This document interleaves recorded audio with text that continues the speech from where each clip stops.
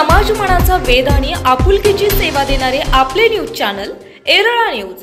मनुष्याच्या जीवनातील अहंकार मोहमाया हे दुर्गुण कमी झाले तर त्याची वाटचाल पुण्यवंतांकडे होते असं मत हरिभक्त पारायण नवनाथ महाराज करगणीकर यांनी व्यक्त केलंय।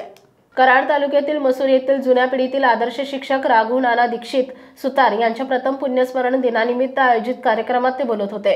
हरिभक्त पारायण करगणीकर म्हणाले, पितृशांतीसाठी त्र्यंबकेश्वर नरसोबाची वाडी या ठिकाणी जाऊन काय उपयोग होत नाही। एक वेळ बिहार राज्यातील गया या तीर्थक्षेत्राला मोठे आध्यात्मिक धार्मिक महत्त्व असल्याने त्या ठिकाणी गेल्यावर मानसिक समाधान मिळू शकते। ते जर शक्य झालं नाही तर भजन कीर्तनात मनापासून रमले तरी मोठा फायदा होतो। देवा धर्माबरोबर जिवंतपणी आईवडिलांची चांगली सेवा करावी असं आवाहनही त्यांनी यावेळी केलंय। यावेळी राघू तात्यांनी पाटण, कराड, कोरेगाव, फलटण तालुक्यातील वेगवेगळ्या शाळेत उपशिक्षक मुख्याध्यापक पदावर केलेले उल्लेखनीय कामाचा उहापोह झाला। त्याचबरोबर चिखली शाळेला विना मोबदला पत्रे ठोकून देणे, कोणेगाव शाळेतील 2 खोल्या आणि टेबल खुर्ची आणि इतर फर्निचरची विना मोबदला केलेली दुरुस्ती या कामांचा कीर्तनकारांनी विशेष गौरवपूर्ण उल्लेख केला। कार्यक्रमास माजी मंत्री बाळासाहेब पाटील यांचे पुतणे सागरभाऊ पाटील, ज्येष्ठ काँग्रेस नेते अजितराव पाटील चिखलीकर, जिल्हा परिषदेचे माजी अर्थ आणि शिक्षण सभापती मानसिंगराव जगदाळे, खरेदी विक्री संघाचे माजी अध्यक्ष वसंतराव जगदाळे, बाळासाहेब जगदाळे, सुदामराव दीक्षित, सरपंच पंकज दीक्षित, उपसरपंच विजयराव जगदाळे, माजी सरपंच अण्णा तोडे, प्रकाश माळी, प्रताप चव्हाण, दीपक पाटील आदी मान्यवर तसेच ग्रामस्थ, सुतार समाज बांधव, महिला भगिनी मोठ्या संख्येने उपस्थित होते। चंद्रकांत दीक्षित, सचिन दीक्षित यांनी स्वागत केले। हरिभक्त पारायण मधुकर दीक्षित यांनी आभार मानले।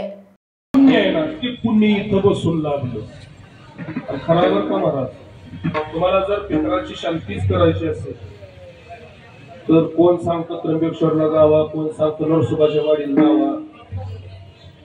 नरसोबाची वाडी त्र्यंबकेश्वरला केलेली कुठलीही पितराची शांती त्याचा लाभ होत नाही का, तर ती त्या तीर्थामध्ये स्थापत नाही।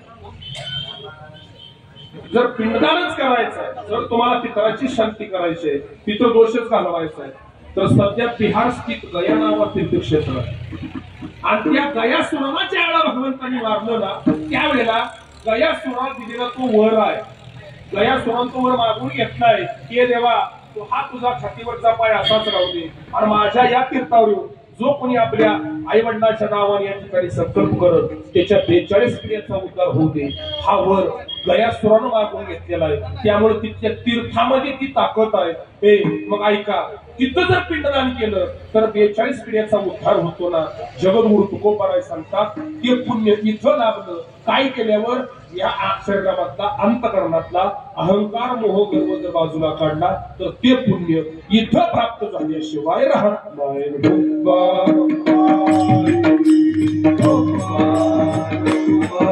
गोष्टीचं पुण्य काय लाभलं अभंगाच्या दुसऱ्या चरणात, माझे झाले गयावर माझे झाले गयावर माझे झाले गयावर माझे झाले गयावर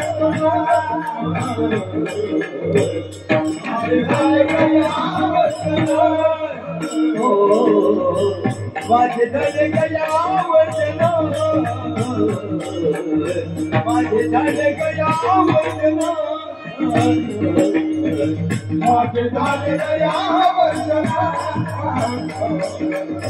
माझे झाले गयावर विठ्ठल पितरांचे ऋण, विठ्ठल पितरांचे ऋण, विठ्ठल पितरांचे ऋण, विठ्ठल पितरांचे ऋण माझे झाले गयावर माझे झाले गयावर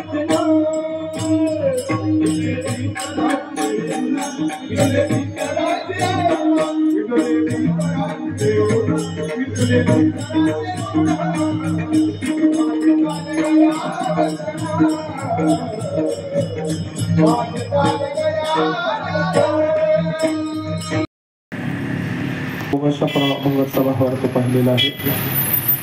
ज्या निमित्तानं कीर्तन सेवा आयोजित आहे ते निमित्तावर बोलणं हे वक्त्याचं आद्य कर्तव्य या न्यायानं आज ज्यांचं पुण्यस्मरण आहे कैलासवासी राघू नाना दीक्षित गुरुजी की जे सुतार गुरुजी या नावाने परिचित सगळ्या भागाला माहित आहेत।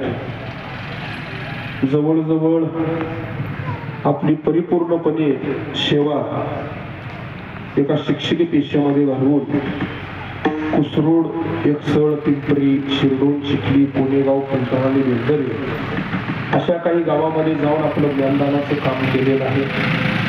त्यांच्या आयुष्यामधले काही शेवटचे दिवस त्यांनी वरिष्ठ मुख्याध्यापक म्हणून काम पाहिलेलं आहे. पण आपलं शालेय कारकीर्द घडवत असताना आपल्या शेजारीचं चिखली नावाचं गाव आहे. त्या चिखली गावामध्ये सुद्धा ज्यावेळेला ते सेवेला होते त्यावेळेला काही शाळेवरचे पत्रे उडून गेले. गुरुजींनी स्वतःच्या स्वखर्चातून ते शाळेचे पत्रे मारून दिले शाळेला. आपलं जातीचं काम करायला काय अडचण आहे बघा आपल्याला. तसंच मला वाटतं कोणेगाव टेबल खुर्च्या वगैरे सगळं गुरुजींनी स्वतः बनवून दिलेलं आहे. शाळेमधलं पार्टिशन सुद्धा त्यांनी स्वतः मारून दिलेलं आहे.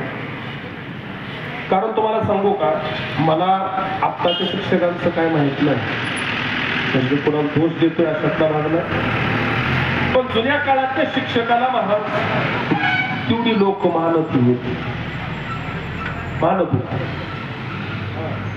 अरे जर गावामध्ये एखादं पत्र आलं ना तर त्या ज्या घरात पत्र आलंय ना त्या घरातल्या माऊली ते पत्र घ्यावं आणि शाळेमध्ये गुरुजीकडे यावं, सांगा गुरुजी तुला गावात सांगतो. कारण गुरुजीला तेवढा काय होता, मान होता, मान, तेवढा सन्मान होता. जुन्या काळात महाराज गुरुजी सायकल जर रस्त्यावर दिसली या क्वार रस्त्यावर थांबत नव्हतं, या क्वार. आता गुरुजीला आणाय पोर स्टँडवर आहे. जाता जाता पोर बघतोय गुरुजीला, गुरुजी कबाब माया तुला देता का? भाग राहिला नाही तो भाग राहिला नाही राहिला महाराज. तुम्हाला सांगू का, शिक्षक पेशाला काळीमा त्या दिवशी लागला ज्या दिवशी गुरु द्रोणाचार्य हस्तिनापूरमध्ये जाऊन राजवाड्यात जाऊन शिकवायला सुरुवात केली ना, त्याच वेळेला शिक्षक शब्दाला काळीमा लागला. तो कथा वेगळा महाराज, मला ह्यात बसवायचा नाही, पण सांगतोय महाराज. कारण शिक्षकाला महाराज पूर्वीच्या काळात लय मानत होती, लय म्हणजे लय. कारण मी काय सांगतोय बरोबर एवढं, कारण माझे पप्पा पण शिक्षकच होते. आणि महाराज माझा एक भाऊ शिक्षक आहे. वडील रिटायर झाले 2000 साली. भाव आता सेवेत आहे, माझी भाऊजही सेवेत आहे. पण मी माझ्या डोळ्यानं बघितलंय जेवढा सन्मान लोकांनी आमच्या वडिलांना दिला त्यातला 1% सुद्धा आता भावाला देत नाही. बोला गुरुजी आला काय गेला काय डोक्यातलं काढा. हे त्या काळामध्ये महाराज गुरुजींना का तेवढं महत्व दिलं जात होतं, तर महाराज तो काळी तसा होता. अरे एखाद्या घरामध्ये जर शेतीला भरपूर उत्पन्न मिळालं आणि जर तिथे 4 पैसे जर गाठीला आले ना तर ती लोक गुरुजीकडे यायचे. महाराज गुरुजी एवढे पैसे तुमच्या जवळ राहू द्या, एवढा विश्वास होता राजाने, एवढा विश्वास. त्यामुळं आता तुम्ही आत्मचिंतन करा, तो विश्वास आमच्यावरचा का निघून गेलाय. आपल्यावर आत्मचिंतन करा. माझा महत्वाचा मुद्दा इथे सांगायचा आहे, त्यांच्या पश्चात असणारी त्यांची जी मुलं आहेत पुण्याला सर्व्हिसला आहेत. टाटा मोटर्स आणि हार्डवेअरचं एक दुकान आहे. कारण मला चांगलं माहित होतं की असंच काहीतरी करत असणार, कारण गुरुजीचा पोरगा कधीच गुरुजी होत नाही ते मला पण चांगलं नव्हते. माझ्यावर अनुभव घेतलाय सांगतात. गुरुजीचा पोरगा गुरुजी होत नाही, कीर्तनकाराचा पोरगा कीर्तनकार कधी होत नाही, पकवाजाचा पोरगा कधीच पकवाज होत नाही. डोक्यातनं काढून टाका. महाराज कुटुंब आहे, मुली आहे, असा परिवार आहे. महाराजच्या सृष्टीचा नियम आहे. काय नियम आहे? इथं ज्याला जन्माला यायचंय त्याला एक दिवस न्याय कोणता? तुका ज्ञानोबाला न्याय सांगितला. उपशेते नासी देते पुनरूपी दिसे हे घटिकेंद्र परिघमेगा. या न्यायानं ज्याला यायचा त्याला एक दिवस जायचा. पण तुम्हाला सांगून जातो ऐका, इथं या मृत्यू लोकांमध्ये जीवन जगत असताना आमच्या प्रपंचप्रगत अवस्थेमध्ये आम्ही जीवन जगताना जगाच्या पाठीवर काहीतरी आम्ही नात्यामध्ये बांधले गेलेलो आहोत. आणि त्यातलं सगळ्यात महत्वाचं नातं जर कोणतं असेल की जे नातं आजपर्यंत पडद्यावर आणण्याचा कुणीच प्रयत्न केला नाही, ते नातं कोणतं असेल तर ते आमच्या आयुष्यात बापाचं नातं आहे. सगळी नाती पडद्यावर आली.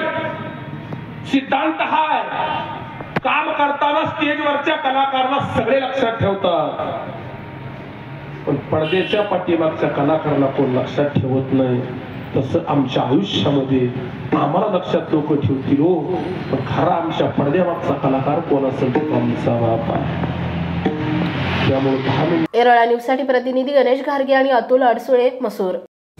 आपल्या भागातील महत्त्वाच्या बातम्या पाहण्यासाठी आजच आमच्या एरळा न्यूज चॅनलला यूट्यूबवर सबस्क्राईब करा आणि बेल आयकॉन प्रेस करा.